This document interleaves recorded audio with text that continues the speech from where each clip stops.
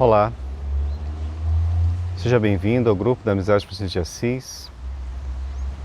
Desejamos saúde e paz a todos.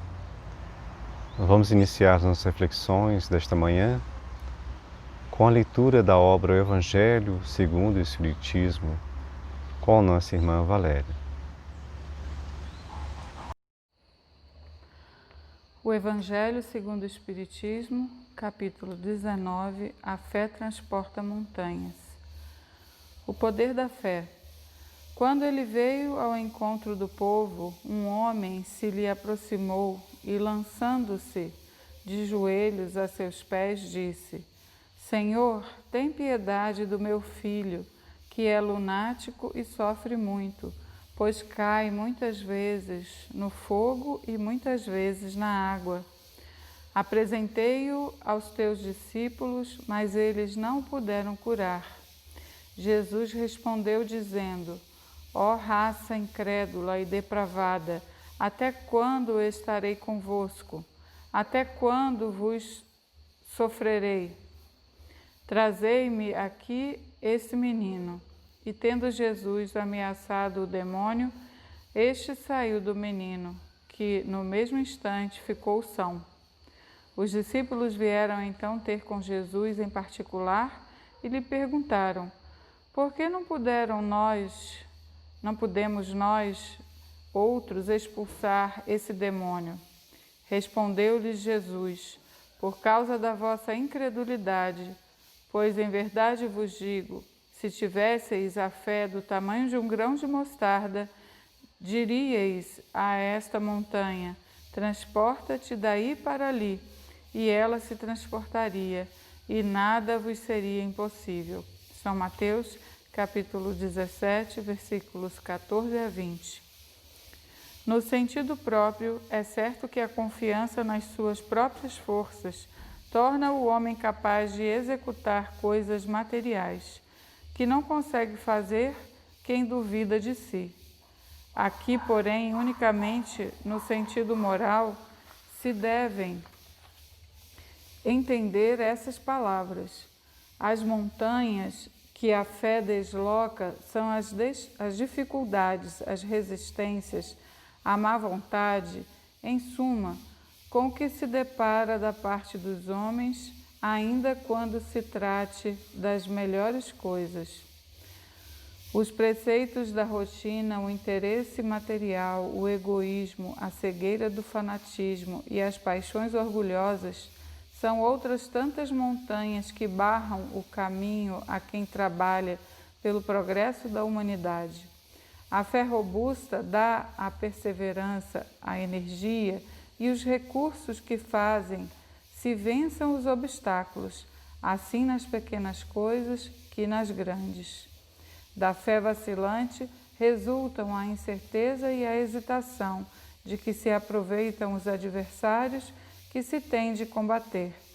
Essa fé não procura os meios de vencer, porque não acredita que possa vencer.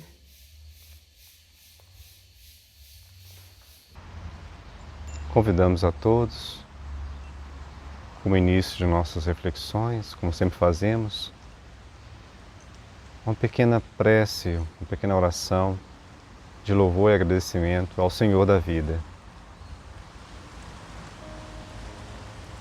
Senhor da vida, força criadora de tudo e de todos, nós te agradecemos por mais um dia em nossa existência e por todos os recursos maravilhosos, abundantes, todas as possibilidades e oportunidades que o Senhor nos oferece a fim de nos aperfeiçoarmos e nos fazer viver. Que este eflúvio de paz, de saúde, de esperança, de fé, de alegria chegue ao coração e ao lar de todos nós. Muito obrigado, Senhor, que assim seja. Queridos irmãos, irmãs, bem-vindos ao GAFA. Neste mês em que comemoramos, revivemos, refletimos sobre a vida de Jesus espelhada na vida de São Francisco de Assis, nós trazemos às nossas reflexões novas vozes para compartilhar conhecimentos e sentimentos com todos. E hoje temos o prazer de receber o nosso irmão Godmar, habitante da cidade de Fátima, em Portugal, que irá trazer os seus sentimentos de fatos da vida de nosso querido irmão menor, Francisco de Assis. Seja bem-vindo, meu irmão, que a paz do Senhor esteja contigo. Que a paz de Jesus esteja convosco. Estamos aqui, amigos do GAFA, hoje para falar um pouco da vida de São Francisco de Assis. Estaremos se baseando no livro de João Nunes Maia, Pelo Espírito de Milanês, e será referente ao capítulo 25, no qual descreve o Monte Alverne e as passagens de São Francisco neste monte. Monte Alverne, situado nos Apeninos, banhado pelos rios Arno e Tibre, era envolvido em fluidos superiores. Ali Francisco refazia suas forças de vez em quando. A água está sempre nos grandes acontecimentos, pois ela foi o berço para o protoplasma da sua expansão criadora. Como seu sinitismo divino, em busca da perfeição, foi que a água ajudou a garantir o progresso do próprio homem, desde o protozoário até a condição biológica, em que se encontra relativamente. Isso Moisés escreveu que o Espírito de Deus estava sobre as águas. Esse monte, que se encontra na Toscana, parece ter sido preparado pela natureza, qual acontecera à ilha de Patmos para receber João Evangelista. Igualmente, a região fora escolhida para o calvário das suas maiores emoções, da sua vida missionária, região esta de que Pai Francisco elegera em exílio por amor a Jesus, já que não fora expatriado pela vontade dos homens. Era uma ilha cercada de água doce como doces.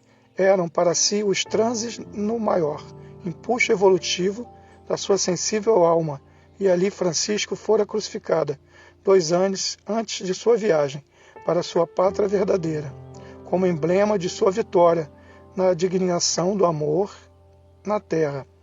Voando por cima de Florença, avista-se a região, quando se conhece o caso com mais termo sentimento, e sente-se intimidamente uma esperança diferente do que o mundo oferece, fazendo lembrar para Francisco com os braços estendidos para o alto, os céus abrindo Jesus Cristo, respondendo ao apelo do seu discípulo amado, ferindo os pés, as mãos e o peito, dotando mais o seu coração do amor de Deus.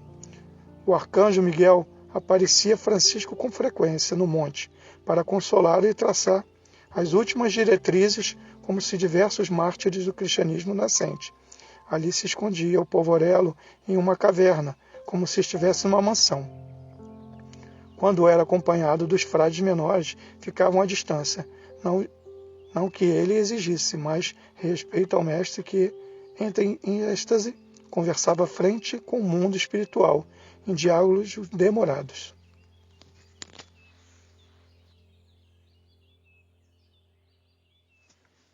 Meditação de Francisco e as estigmas de Cristo.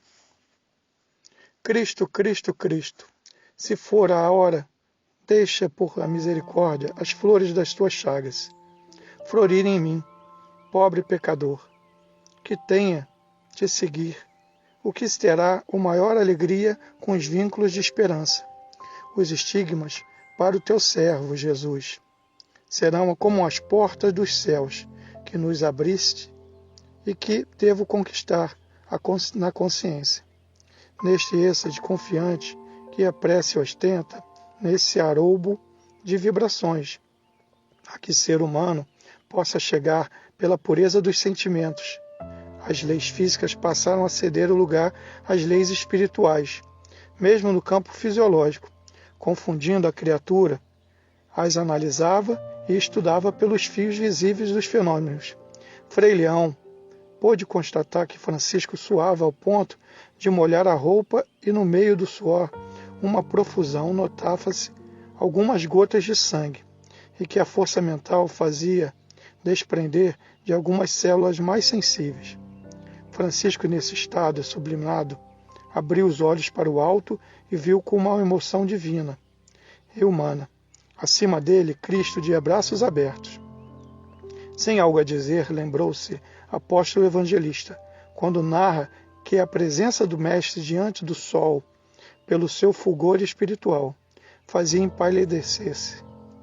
Era o que estava acontecendo naquele momento. O sol diante de Francisco de Assis empalidecera-se ao esconder-se a Cristo em frente aos seus olhos admirados. O filho de Bernardone pôde observar as chagas do Senhor, como imensas flores brilhantes desenhadas em sua pele, e dentro de cada uma estrelas vivas, das quais desprendiam como um encanto de jato de luzes e cambiantes, diferente a ferir o corpo de Francisco, dando ao poeta da Úmbria uma sensação que não se pode descrever, por faltar os recursos da própria escrita, por faltar o verbo, o empuxo que ele deverá atingir no futuro.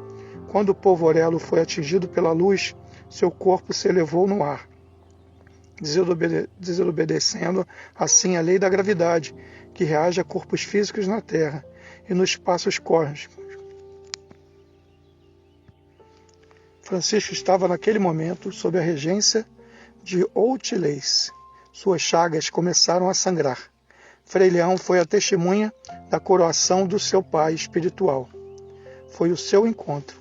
Ajoelhou-se com reverência e beijou com emoção os pés do seu guia, lavando-os com lágrimas que partiam dos seus mais elevados sentimentos. Os sentimentos que são os filhos do amor. Naquele dia, Francisco, em estado de graça, não conversava. Quem tivesse os olhos para ver poderiam constatar que ele permanecia iluminado por fora, adentro. Seu coração ostentava uma áurea de um azul encantador que dispensa as nossas fracas comparações. Em torno da cabeça pode-se enxergar o nascer do sol. Esses fenômenos transcendem as fracas deduções humanas, por serem força do espírito, que carecem das coisas espirituais para as devidas explicações. As chagas de Francisco de Assis foram o diploma para o seu coração, no exercício do verdadeiro amor espiritual.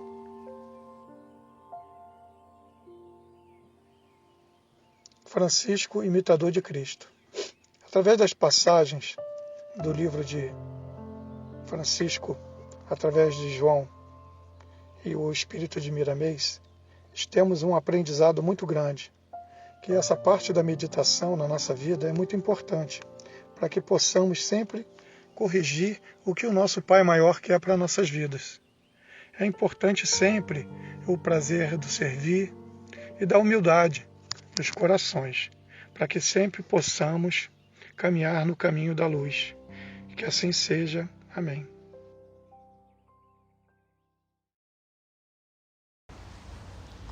Agradecemos ao irmão Godimar por estas palavras sensíveis que nos lembram deste fato tão importante na vida de nosso irmão Francisco de Assis.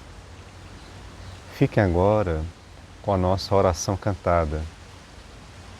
Muita paz e muito bem a todos.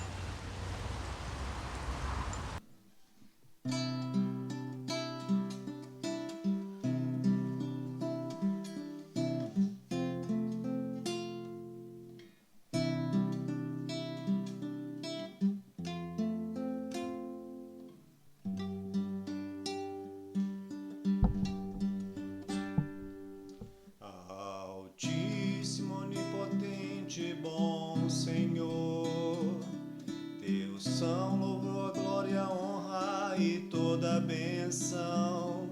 A Ti somente Altíssimo eles convém, e homem algum é digno de Te mencionar.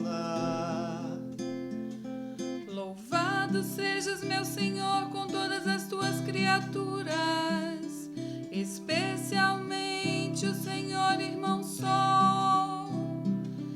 que clareia o dia e com sua luz alumia. E ele é belo, radiante, com grande esplendor de ti. Louvado sejas, meu Senhor, pela irmã lua e as estrelas que no céu formaste, claras, preciosas e belas. Louvado sejas, meu Senhor, pelo irmão vento, pelo ar ou nublado ou sereno, e todo o tempo pelo qual das as tuas criaturas o sustento.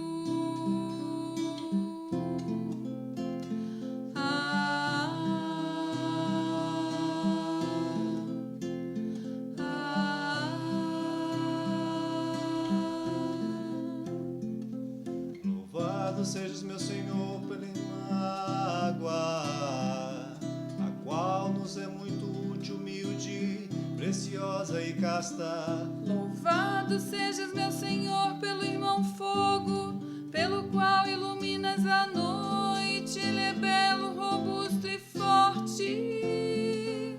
Louvado sejas, meu Senhor, por nossa irmã Mãe Terra, que nos sustenta e governa e produz diversos frutos, flores coloridas e ervas.